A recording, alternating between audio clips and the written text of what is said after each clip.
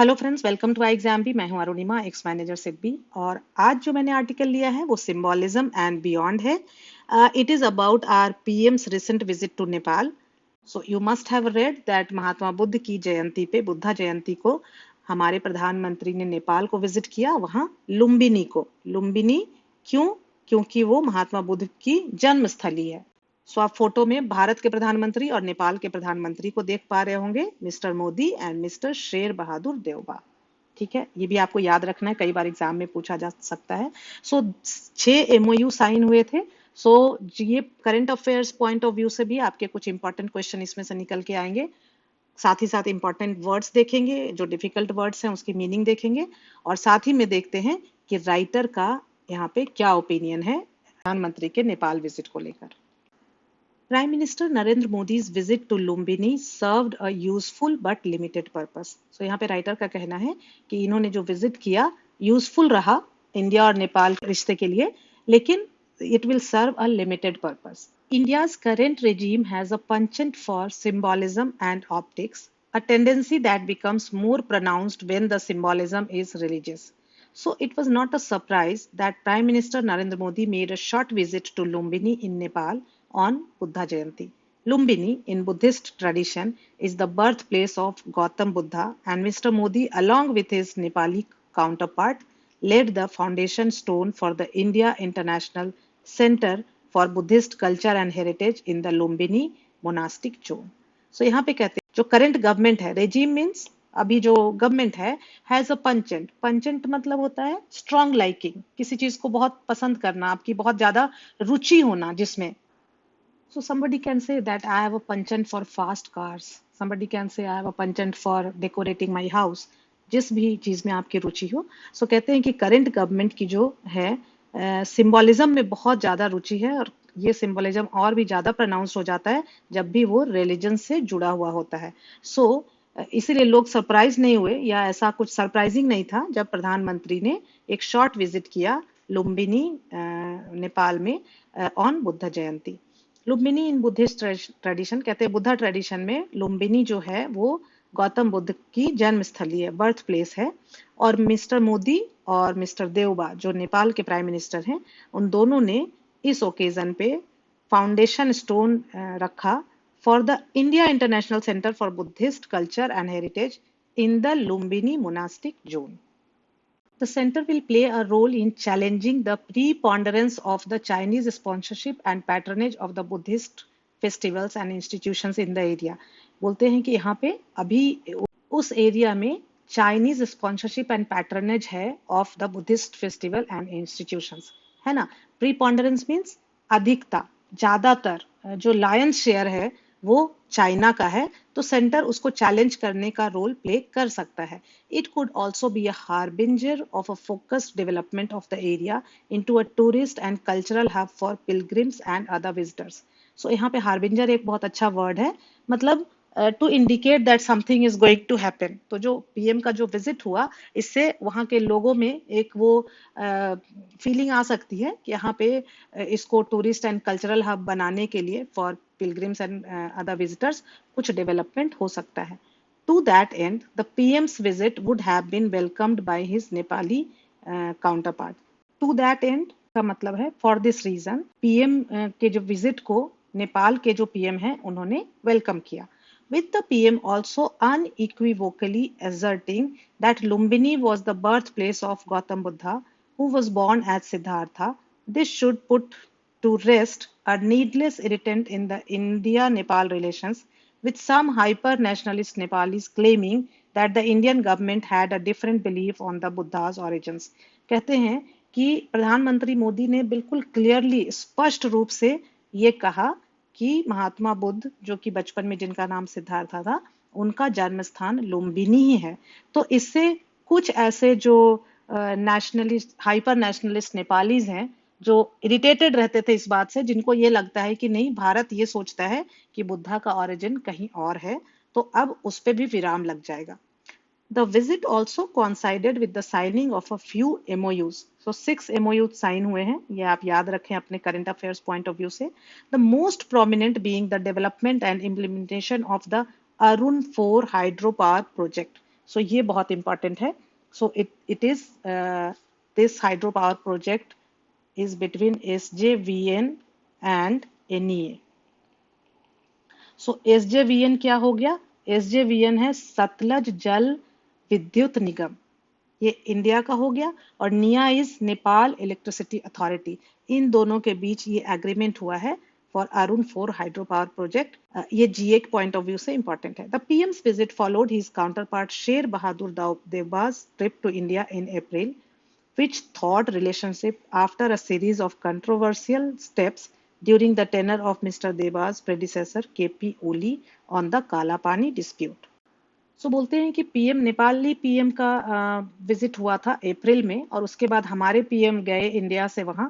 तो which thought मतलब कहते किसी चीज को ना पिघला देना, कोई ठोस चीज है उसको पिघला देना. तो पिघला दिया एक तरह से किस चीज को? रिलेशनशिप में जो एक कड़वाहट सी आ गई थी, काफी सारे कंट्रोवर्शियल चीजें हुई थी. मिस्टर देवबा के जो प्रेडिसेसर थे, उसके पहले जो पीएम थे मिस्टर केपी ओली, उनके समय में किस बात पे? काला पानी डिस्प्यूट को लेकर के काफी कड़वाहट आ गई थी नेपाल और इंडिया के बीच में. सो कहते हैं कि अब उसमें एक दोस्ताना अप्रोच दोनों की तरफ से देखने को मिला है, और इसमें ये बदलाव देखने को मिल रहा है. Modi's speech in Lumbini sought to highlight the strong cultural ties between the two countries, which already share a special relationship cemented by the Treaty of Peace and Friendship signed in 1950. कहते हैं कि इनके speech में इन बातों का जिक्र था कि हमारे और नेपाल के बीच में कितने स्ट्रॉन्ग कल्चरल टाइज हैं, और साथ ही साथ कैसे हम एक स्पेशल रिलेशनशिप शेयर करते हैं, which was cemented by treaty of peace and friendship. ये treaty of peace and friendship sign हुआ था दोनों कंट्री के बीच में 1950 में. There are several irritants that have developed straining this relationship, and for now there seems to be a concerted attempt by both regimes to return to bonhomie, with the Indian government seeking to utilize religious diplomacy as a means to emphasize the special relationship. लेकिन कहते हैं कि बीच में काफी ऐसी चीजें हुई, several irritants हुए, जिसकी वजह से थोड़ा रिलेशनशिप स्ट्रेन हो गया, कुछ कड़वाहट आ गई. लेकिन अभी दोनों कंट्री की तरफ से ऐसे अटेम्प्ट्स देखे जा रहे हैं कि एक टू रिटर्न टू बॉनमी, मतलब एक हैप्पीनेस, एक दोस्ताना फ्रेंडलीनेस एक हो जाए, फ्रेंडशिप हो जाए, इसके लिए दोनों तरफ से देखे जा रहे हैं अटेम्प्ट्स. ठीक है. But there have been significant changes in Nepal's political economy, in particular a substantial reduction in the Nepali youth's dependence on the Indian economy as compared to the past. कहता है कि लेकिन सिग्निफिकेंट चेंजेस देखने को मिले हैं नेपाल के पॉलिटिकल इकोनॉमी में, जहां पे कि काफी कमी आ गई, सब्सटेंशियल रिडक्शन आया है Nepalese youths dependence on the Indian economy, जैसे जो कि पास्ट में काफी देखने को मिलता था. Beyond a soft power emphasis on cultural ties, India-Nepal relations need to graduate to a more meaningful partnership on economic and geopolitical issues, with the Indian government continuing to retain a substantial role in partnering the Nepal regime in development projects. So कहते हैं कि cultural ties तक तो ठीक है, लेकिन अब इसके beyond जाने की आवश्यकता है, so that both the countries can have more meaningful partnership on economic and geopolitical issues also, और साथ ही साथ डेवलपमेंट, नेपाल के डेवलपमेंट प्रोजेक्ट्स पे भी दोनों मिलकर काम करें. The challenge is to utilize the return of bonhomie in ties to refocus on work related to infrastructure development in Nepal, which includes hydropower projects, transportation and connectivity, and which could benefit the citizens of the adjoining states in India as well. कहते हैं कि अब challenge ये है, चलो relationship तो अच्छे हो रही है, अच्छी बात है, लेकिन अब आगे चैलेंज ये है कि किस तरह से जो भी इंफ्रास्ट्रक्चर डेवलपमेंट है नेपाल में, जिसमें कि मोस्टली हाइड्रो पावर प्रोजेक्ट्स और ट्रांसपोर्टेशन एंड कनेक्टिविटी की बात की जा रही है, ये जो इंफ्रास्ट्रक्चर डेवलपमेंट है वो कैसे संभव हो पाएगा. और क्योंकि इससे जो एडजॉइनिंग स्टेट्स हैं, जो भारत के भी एडजॉइनिंग स्टेट है, एडजॉइनिंग मतलब जो सटे हुए जो स्टेट्स हैं, उनको भी उससे बेनिफिट होगा. Symbolism after all is useful only to a certain extent. So symbolism का यूजफुल है, उससे जरूर फायदा पहुंचता है, लेकिन एक एक्सटेंट तक. अब उसके बियॉन्ड जा करके और आगे कुछ करने की आवश्यकता है. क्विकली लेट अस सी कौन कौन से वर्ड्स देखे हमने. सो पंचंट देखा. Penchant means strong liking for something. Preponderance major share कह सकते हैं, लॉयन शेयर, अधिकता जहां होना. Harbinger something to indicate that something is going to happen. Unequivocal मतलब कि कोई भी चीज बिल्कुल स्पष्ट होना, क्लियर कट, क्लियर होना. थॉड, थॉड मतलब मेल्ट हो जाना. तो अगर कहते हैं कड़वाहट है रिश्तों में, तो अब पिघलाहट आ रही है, दोस्ती बन रही है, तो वहां पे कहेंगे thaw. bonhomie friendliness. And then adjoining मतलब नेक्स्ट टू, बिल्कुल सटा हुआ, जो आपके ठीक आपसे सटा हुआ हो. सो adjoining स्टेट्स हो गए मतलब जिनकी बाउंड्रीज सेम है. अब देख लेते हैं कुछ क्वेश्चंस जल्दी से. सो बहुत ही क्लियरली डिस्कस कर लिए हैं हमने ये वर्ड्स. अब हियर आई वुड एक्सपेक्ट कि आप अपनी तरफ से इनके आंसर्स करें. मेरे ख्याल से आप कर सकते हैं इजीली. इन वर्ड्स में ही से कोई भी वर्ड होगा यहाँ पे. More question for you.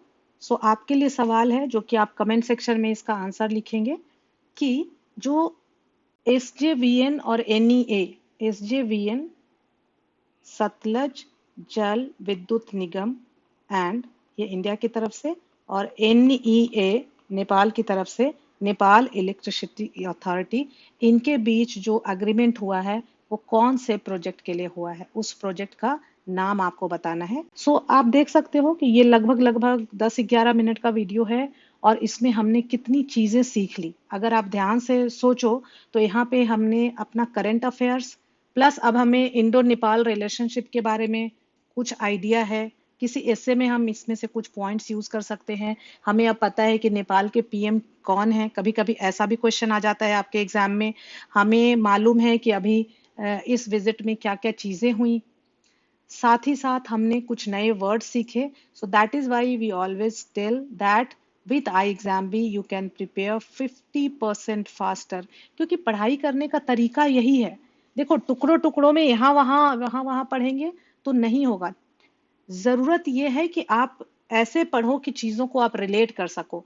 तभी जो आपका रिजल्ट होगा और जो आपका परफॉर्मेंस होगा वहां पे आपको जो रिजल्ट दिखेगा वो बहुत तेजी से आता हुआ दिखेगा. ऐसा नहीं लगेगा कि यार इतना पढ़ रहे हैं और रिजल्ट तो कुछ आ ही नहीं रहा है, आंसर तो हम कुछ कर ही नहीं पा रहे हैं. इस तरह से अगर आप करेंगे और इसको याद रखना है, इसको रिकॉल करना है. जैसे अब आज रात में आप सोने के पहले एक बार अपने आप से पूछेंगे, अच्छा आज कौन कौन से वर्ड्स देखे थे, तो आप याद करोगे, थोड़ी देर आएगा याद. पंचन था, प्रीपॉन्डरेंस था, और क्या था, बोनोमी था, एडजॉइनिंग था. इस तरह से आप याद फिर सोचोगे अच्छा आज जो आर्टिकल में था करंट अफेयर्स के पॉइंट ऑफ व्यू से क्या इंपॉर्टेंट चीजें थी. तो आपको ये अपनी रिकॉलिंग कैपेसिटी बढ़ानी है. आपको अपने देखो हमारा जो स्टोरेज है ना, हमारे ब्रेन का जो स्टोरेज है वो अनलिमिटेड है. तो जितना हो सकता है वहां पे आप उसकी कैपेसिटी बढ़ाओ, उसको शार्पन करो और ज्यादा से ज्यादा वहां पे रिटेन करने की कोशिश करो. So happy learning and I hope this helps. If you like the video, please share it with your friends and like का बटन प्रेस करें. अगर अभी तक आपने चैनल को सब्सक्राइब नहीं किया है, आप सब्सक्राइब करें. आप बैंकिंग एग्जाम्स की अगर प्रिपरेशन कर रहे हैं and if you need guidance, you can enroll for iExamB courses and you can prepare 50% faster with iExamB. Thank you friends. Thanks for watching.